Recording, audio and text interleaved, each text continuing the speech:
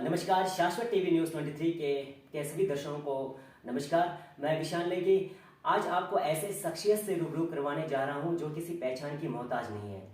आपने इन्हें देखा होगा, जाना होगा और भारत ही नहीं विदेशों में भी इन्हें सब जानते हैं, जिन्होंने क्रिश जैसी सुपरहिट फिल्म में काम किया, अभिनय किया उन्होंने, और साथ ही साथ फैशन जैसी सुपरहिट फिल्मों में भी इन्होंने अभिनय किया और टीवी सीरियल्स जो बहुत ज्यादा इन्होंने की है। टीवी सीरियल्स इनका सबसे ज्यादा लोकप्रिय रहा, जिसमें आप लोगों को पता ही होगा कि सीआईडी जो सोनी टीवी में आता था और सब लोग उसे बहुत पसंद करते थे, जो क्राइम से रिलेटेड हुआ करता था, तो आज भी लोग बहुत पसंद करते हैं। तो ऐसी अभिनेत्री के साथ आज आप लोगों को रूबरू करवाने जा रहा हूं। तो आइए मिलाते हैं आपको फिल्म अभिनेत्री मानिनी डे जी से। नमस्कार। नमस्कार मैम, आपका बहुत बहुत शुक्रिया कि आपने अपना कीमती समय शाश्वत टीवी न्यूज़ 23 को दिया, उसके लिए दिल की गहराइयों से आपका आभार। Thank you very much. हर हर महादेव। और देवभूमि में आने का ये जो अवसर मिला है, ये मैं मानती हूँ कि ईश्वर की अगर इच्छा ना हो तो हम यहाँ पर नहीं हो सकते थे। और इस संगोष्ठी के लिए, जिसके लिए हमारी बहुत ही प्रिय दोस्त शिवानी दुर्गा ने हमको यहाँ पर आमंत्रित किया है, बहुत अच्छा लगा, बहुत कुछ सीखने को मिला। तो हिमाचल वासियों को बहुत बहुत मेरा प्रणाम। Thank you very much. Ma'am, हमें ये बताएं कि आप तंत्र को लेकर, आपको पता ही होगा आज के दौर में जिस तरह से लोगों के मन में शंकाएं तो अक्सर रहती है, क्या तंत्र जैसी चीजें क्या होती है या नहीं होती है, इस बारे में आप बताएं हमें। विज्ञान जैसी चीजें होती हैं, ईश्वर जैसी चीजें होती हैं, तो तंत्र भी इसी सृष्टि का एक बहुत अटूट अंग है। और मंत्र मन से होता है, तंत्र तन से होता है, और यंत्र जो होता है वो चीजें हैं जिनके थ्रू आप इन चीजों को एग्जीक्यूट करते हैं। तंत्र हर जगह है, हर जगह है। और तंत्र का मतलब सिर्फ जादू टोना या टोना टोटका नहीं होता। इसके बारे में बहुत लोगों को गलत धारणा है, इसलिए क्योंकि हमें बहुत से ऐसे तांत्रिकों के बारे में पता चला है जिन्होंने मैल प्रैक्टिसेस की हैं, और तो इनके बारे में हमें बहुत बुरी चीजें पता लगी हैं, तो इसलिए हमको इसका ज्ञान नहीं है। हमें जो दिखाया जा रहा है हम उसे मानते हैं। लेकिन तंत्र अपने आप में एक विद्या है जो ईश्वर ने या शिव जी ने सती को दी थी, तो वो गलत तो हो नहीं सकता।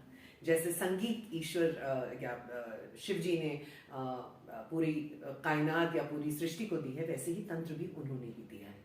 तो तंत्र विद्या एक हाईली साइंटिफिक मोडालिटी है, और इसमें बहुत सी चीजें हैं। जब आप इसके बारे में जानना शुरू करेंगे आपको समझ में आएगा। नेचर से रिलेटेड है, नेचर से रिलेटेड है, एनर्जी से रिलेटेड है, ह्यूमन बीइंग से रिलेटेड है, आकाश से, धरती से, पांचों एलिमेंट्स से रिलेटेड है। तो ये गलत हो नहीं सकता।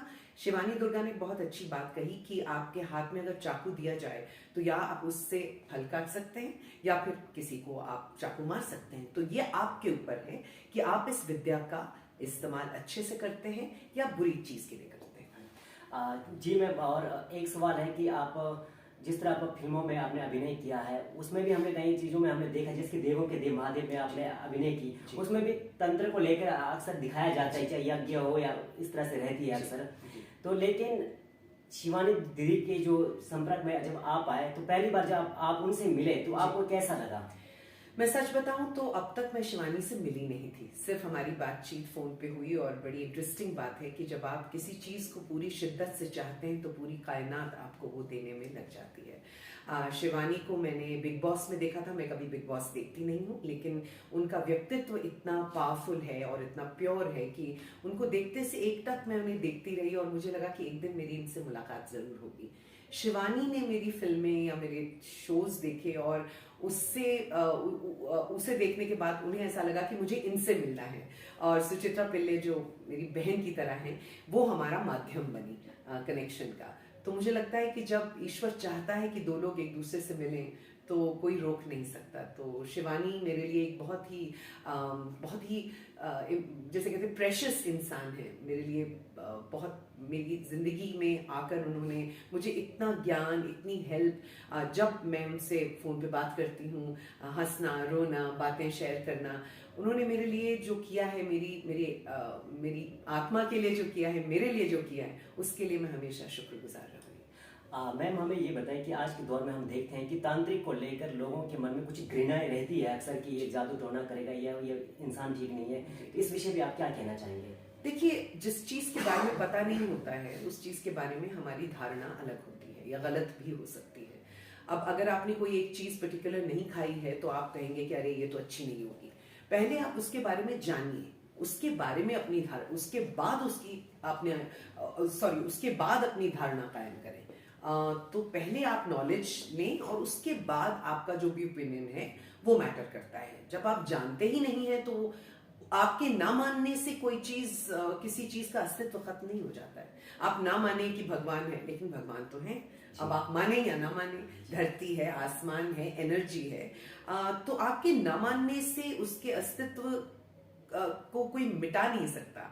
तो वैसे ही तंत्र है, एक विद्या है जिसके बारे में मुझे लगता है कि और जागरूकता फैलानी चाहिए, लोगों को इस बारे में एजुकेट करना चाहिए और इसके जो प्रैक्टिशनर्स हैं उनको लोगों से बात करनी चाहिए, जो शिवानी दुर्गा की तरह है, जो उसका एक पॉजिटिव तरह से इस्तेमाल कर रहे हैं। तंत्र का इस्तेमाल आप किसी रोगी को ठीक करने में लगा सकते हैं या फिर कोई और प्रॉब्लम हो तो उससे भी आप तंत्र से डेफिनेटली क्योर कर सकते हैं। जी मैम, और हमें ये बताएं कि आज के समय में तंत्र तो एक तरह से हम सबके लिए एक मेडिसिन का काम कर रहा है।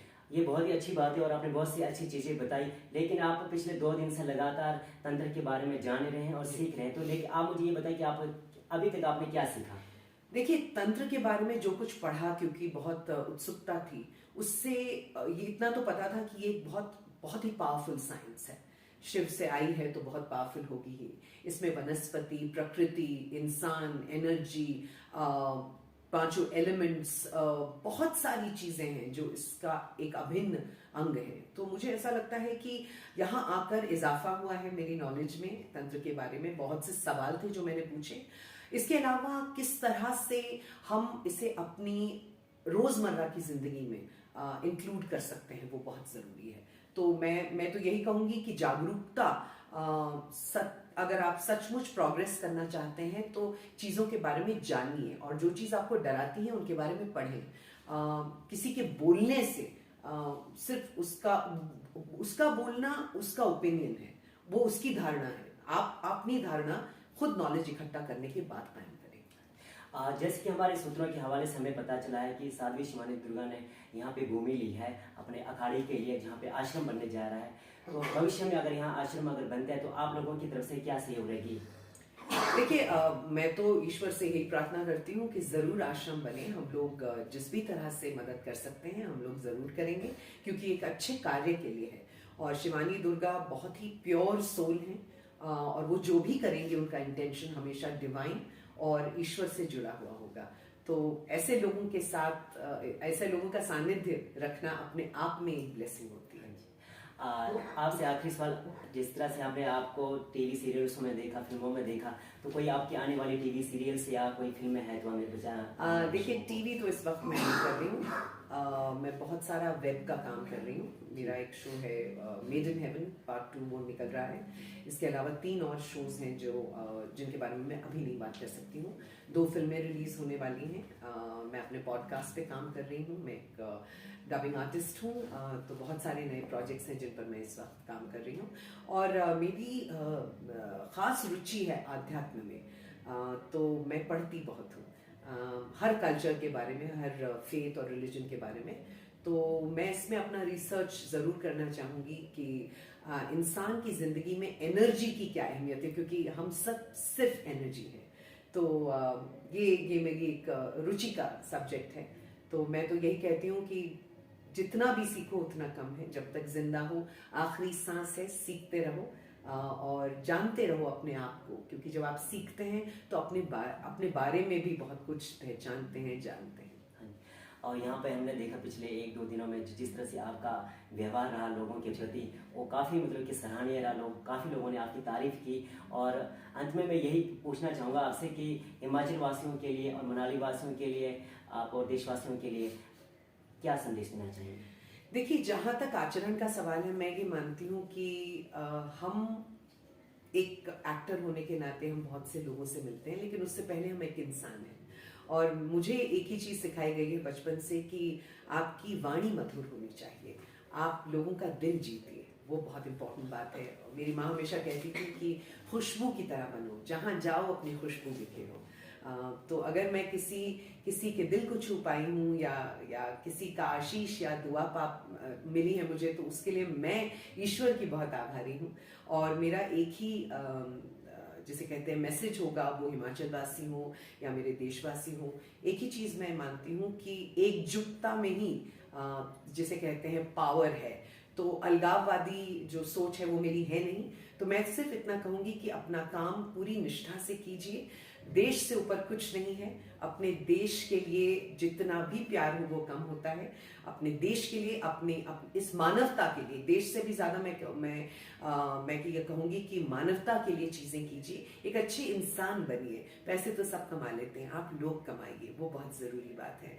और सौम्य रहना, बैलेंस्ड रहना और ग्राउंडेड रहना एक सक्सेसफुल इंसान की निशानी होती है। तो जो करें दिल से करें और पूरी निष्ठा से करें, और याद रहे कि कर्म जो है, जो आप करेंगे वही आपको मिलेगा। तो इस बारे में आप जागरूक रहें कि what goes around comes around. तो व्यवहार अच्छा रखें और लोग कमाएं अपनी जिंदगी में और हमेशा खुश रहें। हर हर महादेव, जय भारत, जय हिमाचल। और मैं चाहूंगी कि आप लोग हमेशा स्वस्थ रहें, मस्त रहें और प्यार बांटते रहें। बहुत ही अच्छी बात बताई है, और मैं ईश्वर से यही प्रार्थना करता हूँ कि इनके आने वाला जो समय रहेगा वो खुश नसीब ज़िंदगी जिए और हमेशा इनको खुशियाँ ही खुशियाँ मिले। माँ हिडिंबा का आशीर्वाद इनके सर पर सदैव रहे और पब्लिक का प्यार, इनके फैंस का प्यार इनको हमेशा मिलते रहे। इसी के साथ आज का यही न्यूज़ यहीं पर समाप्त होती है। तब तक के लिए सावधान रहें, सुरक्षित रहें। नमस्कार।